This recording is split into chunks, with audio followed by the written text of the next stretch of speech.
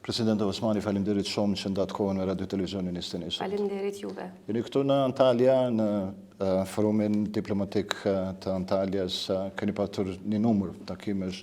Mesin e krejt asaj ka ndodhur dhe një njohje nga Sudani. Pra më thoni, çka ndryshoi kursin pas 4 vjetësh, me qenë se ka mbi 4 vjetë që Kosova nuk ka pas një përparim në procesin e njohjes, në procesin e ndërkombëtarizimit saj? Nuk do të thoja që kursi është ndryshuar tani, është thjesht rezultat i një pune disa vjeqare edhe e jona edhe e aleatëve tonë, sepse këto janë procese shumë komplekse që në shumicën tërmuese të rasteve nuk japin rezultatet e tyre me njëherë.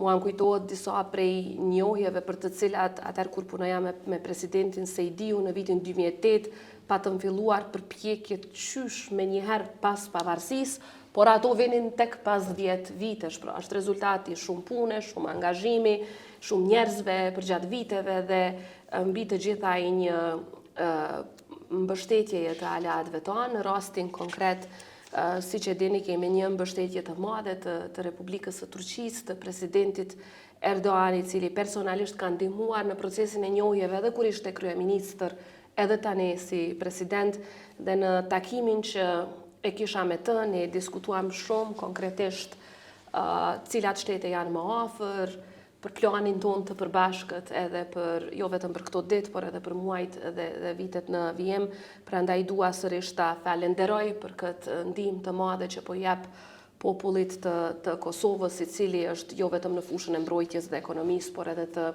konsolidimit të mëtejmë të subjektivitetit tonë ndërkombëtar, sepse njohjet janë proces i rëndësishëm, ato ndihmojnë pastaj edhe drejt antarësimit në organizata ndërkombëtare dhe ja largojnë Kosovës nga supet një barë të madhe dhe na lejon pak a shumë të hapim kapitull i ri tani të bashkëpunimit me shtete që lidhen me ekonominë, me arsimin, kulturën, turizmin e shumë fushat të tjera. Tani me Sudanin kemi punuar shumë vite me radhë, njëjtë siç kemi punuar edhe me Kenyan, me presidentin Ruto, dhe pastaj në fund njohja është si kulmim i një pune të gjatë.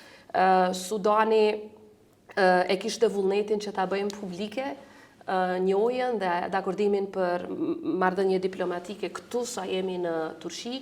Mirë po ne kemi arritur dakordim edhe me shtetet e tjera sa jemi këtu, po jemi dakorduar që procesi të formalizohet në vijim, të cilat nuk do doja që ti përmend këtu për shkak se është me rëndësi që mos t'i rrezikojmë ato procese. Kishte një numër takimesh edhe në mesin aty në takimeve, duket sikur kishte një përparim me disa prej këtyre shteteve, përfshirë këtu edhe Sirin, që duket sikur është për herë të parë që mund të bëhet një përparim në përpjekjet e njohjes. Kemi pasur një takim të shkëlqyeshëm me presidentin e ri të Sirisë që tani është shtet i lirë, dhe natyrisht edhe me ministrin e punëve të jashtme të këtij shteti. Populli i Sirisë ka vuajtur për një kohë tepër të gjatë dhe ndaj këtij populli është kryer gjenocid, krime lufte dhe krime të llahtarshme deri edhe tek armët kimike që janë përdorur ndaj fëmijëve nga regjimi Bashar al-Assadit. Ne si institucione nuk kemi kërkuar marrëdhënie diplomatike asnjëherë me atë regjim. Mirë po tani me institucionet e Sirisë së Lirë, natyrisht që shpresojmë që ky proces të konsolidohet dhe të përfundohet sa më parë.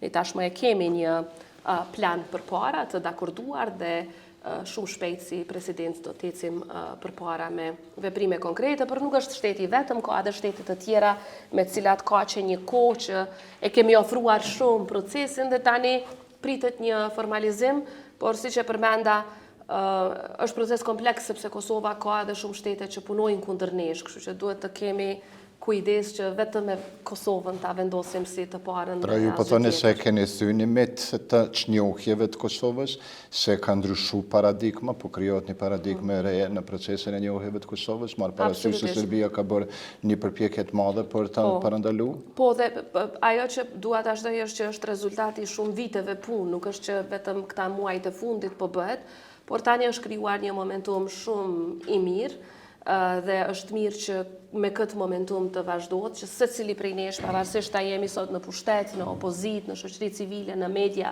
të japim kontributin tonë në këtë drejtim, sepse besoni që vlen ky kontribut, edhe kur ju si gazetar shkruani publikisht për ta zëm arsyetimin e njohjes, pjesën e mbështetjes ndërkombëtare, për luftën e drejtë dhe gjatë të popullit Kosovës për lirik.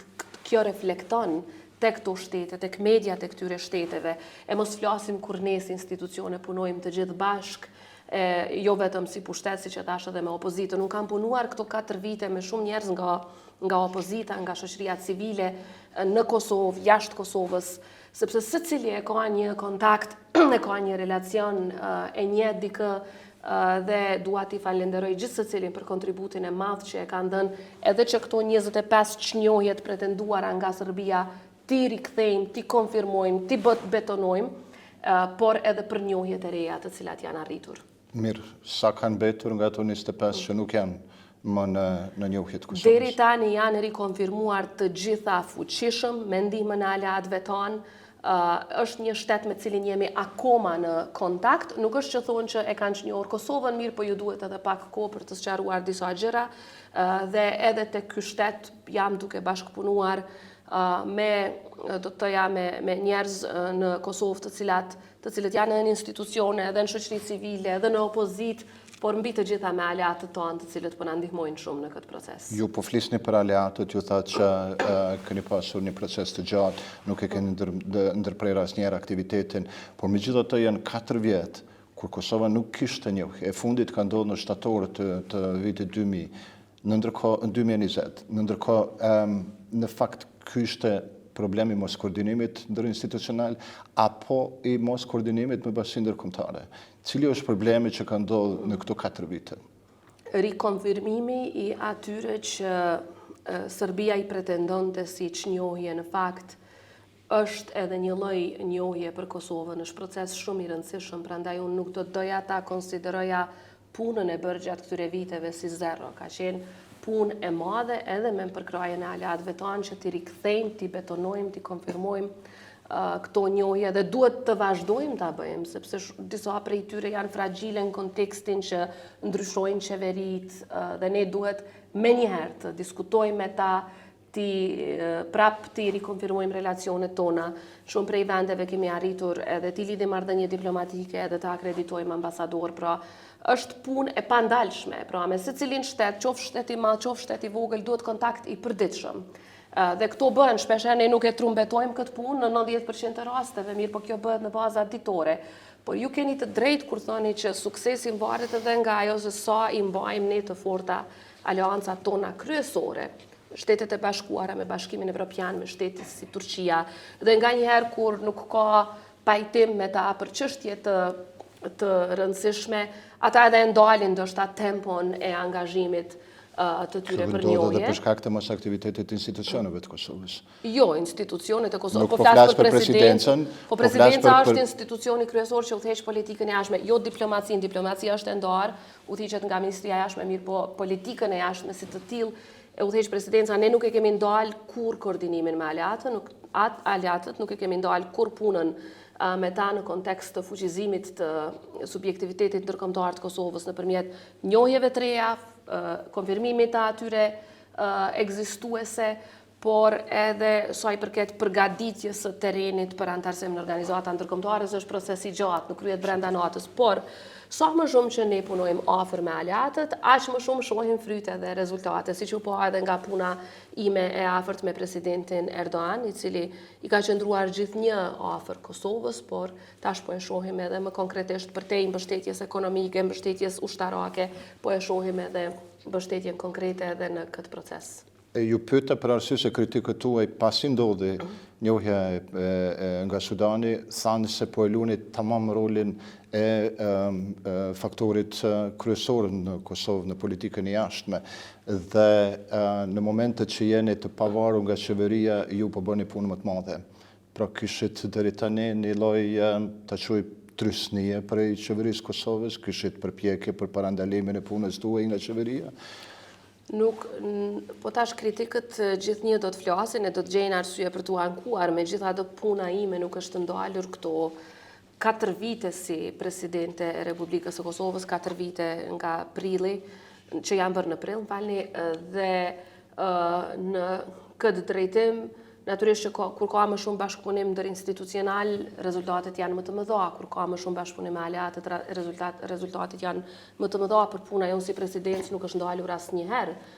Nuk është që mua më duhet leje nga dikush për ta kryer punën time dhe kompetencat kushtetuese si udhëhecëse politikës së jashtme, mirë po, siç e thash në fillim, kur të gjithë i bashkojmë forcat, me një synim të vetëm, si të dalë Kosova mirë, dhe këtu po flas institucionet Kosovës, pavarësisht a janë presidenca apo qeveri, kuvend, në një anë, opozit, pastaj shoqëri civile, media dhe aleatët, që i kemi si shtyllë ekzistenciale për këtë sukses, rezultatet nuk mungojnë. Tani e kam thënë edhe më herët, po e përsëris, koordinimi me aleatët nuk është nënshtrim, nuk është subordinim. Edhe shtetet më të mëdha, si Amerika, kërkojnë koordinim për çështje të caktuara.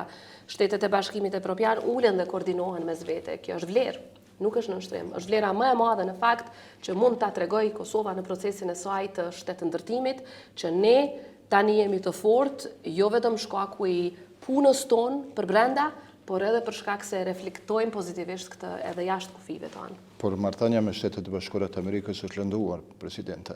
Si do ta riktheni tani këtë proces të një marrëdhënie normale me Shtetet e Bashkuara të Amerikës? Ka kohë që me Washingtonin zyrtar ka pasur përplasje, posaçërisht mes qeverisë dhe Washingtonit. Unë jam duke punuar intensivisht me administratën e presidentit Trump, në mënyrë që kjo aleancë të fuqizohet më tej. Ka një sër hapash që tashmë i kemi ndërmarrë, që janë në proces të cilët nuk mund për momentin t'i bëj publik për shkak se janë duke ushqyrtuar nga administrata Trump. Në atë administratë ka miq të mëdhej të Kosovës, siç e dini, unë kam pasur një diskutim edhe me vetë presidentin Trump në dhjetor të vitit të kaluar, të fokusuar konkretisht në çështje të sigurisë, në mbrojtjen e Kosovës. Pastaj kam pasur një diskutim të shkurtër edhe me zëvendës presidentin J.D. Vance, me njerëz të administratës së re në Departamentin e Shtetit, me shumë kongresmen e senator me ndikim në këtë administratë dhe dua ta them që populli i Kosovës duhet ta di që në këtë administratë ka miq të mëdhej, ka përkras të mëdhej, ka njerëz të cilët kanë kontribuar për Kosovën nga vitet e 90-ta dhe nuk e harrojnë kurrë që ky është sukses. Kosova është suksesi i tyre. Pra do ta mbajmë si të tillë, si histori e suksesi, por ne duhet ta kuptojmë që shpeshherë kur aleatët tonë vijnë te ne me kërkesa të caktuara, natyrisht ne mbrojmë sovranitetin ton, integritetin territorial, shtetësinë ton, po për çështje të caktuara duhet të ulim të bisedojmë me korrektesë maksimale, duke ju dhënë edhe atyre respektin që e meritojmë. Ne nuk duhet me aleatët tonë të bëjmë garë kush është më i mençur, por t'i bashkojmë forcat dhe mençuritë të gjithëve në mënyrë që rezultati të jetë më i miri për popullin e Kosovës dhe për aleancat të cilat janë shtyllë e fortë e jona. Po në këtë mes i bashkuat forcat edhe me qeverinë e Kosovës kur bëhej fjalë për tarifat, kishin një kundërshtim kur kërkuat nga qeveria që të hiqen tarifat ndaj Shteteve të Bashkuara të Amerikës, e kishit kundërshtimin nga posaçërisht ministri Hekuran Murati. Tani ju pengon, ju dëmton në këtë proces? E dëmton Kosovën dhe e ka dëmtuar interesin e Republikës së Kosovës jashtëmase, për shkak se atë propozim që unë e kam bërë brenda kompetencave të mia kushtetuese dhe nëpërmjet shkëmbimit të letrave, sepse komunikimin Twitter nuk ka qenë me qeverinë tonë, ka qenë me institucionet amerikane, pas këshillave dhe konsultimeve që i kam bërë me shumë miqe aleat në Shtetet e Bashkuara, ka bërë, pra, ajo kundërpërgjigje ishte një dëm i madh për Kosovën, sepse Kosova e pat një momentum të jashtëzakonshëm që ta fuqizonte aleancën me Amerikën në një moment kur për Amerikën ka qenë esenciale se kush është shteti i parë që del me një propozim të tillë. Dhe unë kam qenë presidentja e shtetit të parë që ka dalë me atë propozim dhe ka qenë me rëndësi të dalim ne të parët. E humbëm hapën? Po, fatkeqësisht për shkak të kundër reagimit i cili ishte mbi të gjitha me mungesë të njohurive bazike se si funksionon kushtetuta dhe si funksionojnë institucionet e Kosovës, por ta lëm ato anash, tani ne kemi përgatitur si presidencë ligjin nëpërmjet të cilit do të hiqet kjo tarif njëanshëm.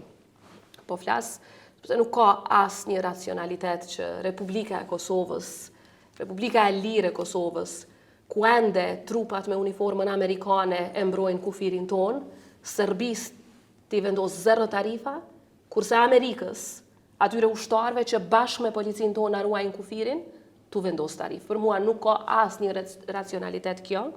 Prandaj ne kemi gati ligjin, do t'ja propozojmë kuvendit në momentin që konstituohet. Kam diskutuar me shumë deputet, jam e bindur që do të kaloj. Është për keqardhje që ka ardhur deri te kjo, sepse atë ditë është dashur thjesht të largohet tarifa me një nënshkrim të thjesht. Megjithatë, edhe unë kam shpresuar shumë që në atë moment do të shihet vetëm interesi i Kosovës dhe asgjë tjetër, se ne si individ nuk përfitojmë nga kjo që për vetëm Kosova do të përfitonte. Kjo nuk ka të bëjë me çështje fiskale, ka të bëjë me aleanca strategjike, ka të bëjë me objektiva strategjike dhe ka të bëjë me objektiva afatgjate. Duhet t'i shohim gjërat për te hundës son, duhet të shohim se si përparon Kosova. Ajo ka qenë një mënyrë shumë e mirë nëpërmjet cilës do të përparonte aleanca jonë, u parandaluan atë moment, por ne do ta kryejmë këtë punë, do ta realizojmë shumë shpejt. Do ta bëni në momentin që krijohet kuvendi i Kosovës. Po. Jeni të bindur që kuvendi i Kosovës do të konstituohet në ditën e 15 prillit? Po, tani unë nuk mund t'ju jap këtë përgjigje, sepse kjo varet shumë nga deputetët e kuvendit, nga partitë politike. Shpresoj shumë që të bëhet një gjë e tillë, është në interes Kosovës që të kemi konsolidim të shpejtë të gjitha institucioneve.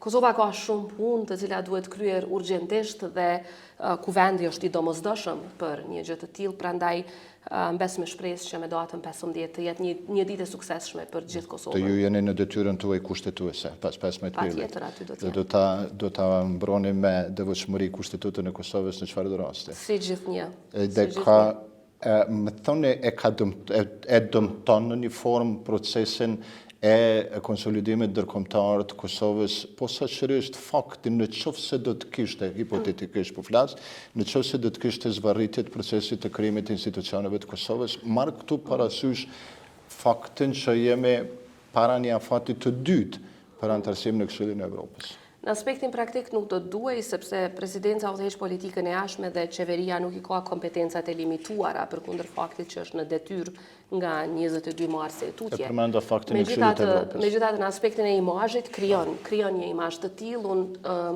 Dje kisha disa biseda me partnerët tanë, pikërisht sa i përket votimit në maj në Komitetin e Ministrave dhe shumë prej tyre pyesnin po a do të zgjedhet qeveria deri në atë moment e tjera. Pra krijohet një imazh i cili pastaj ju jap arsyetim ndoshta disa shteteve të thonë ta shtyjmë edhe një herë.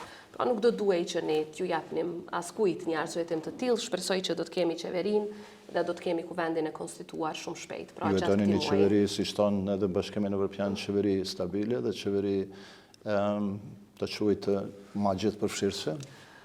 Kosova ka nevojë të ketë qeveri stabile, tani sa gjithë përfshirëse është ajo në aspektin partijak, i takon partive të vendosin, nuk më takon mua si presidente të ndërhyj në atë proces. Me rëndësi është që të kemi qeveri të votuar në Parlamentin e Republikës së Kosovës, qeveri që e respekton Kushtetutën dhe që mbi të gjitha vendos interesin e Republikës së Kosovës dhe të qytetarëve të saj. Kjo është me rëndësi. Faleminderit shumë, President. Faleminderit juve. Faleminderit.